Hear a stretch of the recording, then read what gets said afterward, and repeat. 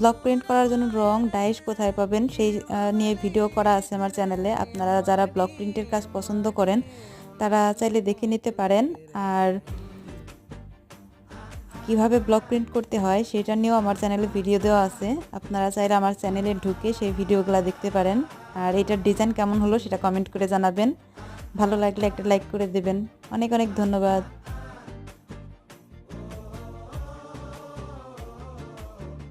பச்சை குத்திக்கின உன்னோட பேர வழியில குச்சேண்டி 10,000 வீர பச்சை குத்திக்கின